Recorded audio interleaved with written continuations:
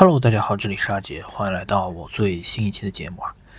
这两天墙内的媒体都在转载《华尔街日报》的一篇报道啊。该报道指出，中国定期派人前往俄罗斯学习如何应对制裁。那大家都知道啊，现在中共一方面是铁了心要跟俄爹绑定在一起，另一方面呢，仍然是对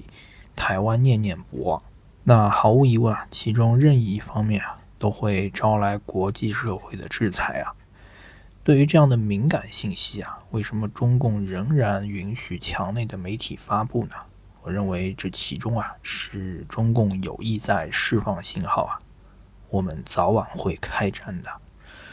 这就像考试前先泄露一部分考题，就这几道题，赶紧回去准备吧。无独有偶啊，这几天国内的一位经济学家傅鹏最近一次的内部演讲也在墙内引起不少人的关注啊。原视频呢，我目前是没有找到但是主流媒体都对他的观点发表了评论文章对于他的观点呢，我们也可以管中窥豹，可见一斑了。他的观点之所以引起关注呢，无非也就是因为说出了一些主流媒体之前一直避而不谈的话题总的来讲呢，就是看空中国的经济。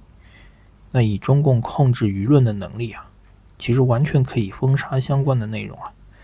但现在还是流出来了。同样的道理，就是告诉你们，经济就是不行了。那说到这里也不得不提到日本失去的30年这个近2年一直被反复提起的话题很多文章一直拿中国经济衰退和日本失去的30年做对比那按我这一期的逻辑呢，这也是中共默认经济即将面临很长一段时间的萧条。但是大家都知道，即便日本所谓的失去了30年日本在汽车、电子产品、文艺作品等方面，过去这么多年一直在世界上处于领先地位中国在哪个行业上和日本有可比性呢？前几天我还在和朋友聊到奥特曼要知道中国引进奥特曼动画是在1994年左右而这一系列的奥特曼实际上的制作和放映的时间是在60年代也就是说，我们这代人看的奥特曼其实是和我们父母同年龄段的日本人小时候看的。那究竟是谁失去了30年呢？最后再提一句上周优衣库创办人刘景正终于是承认了他们不使用新疆棉的事这件事呢，并没有像当初 BCI 事件发生时那样在墙内引起巨大的反响一方面呢，可能和最近中共在向日本示好有关另一方面上周我节目里也就提到了，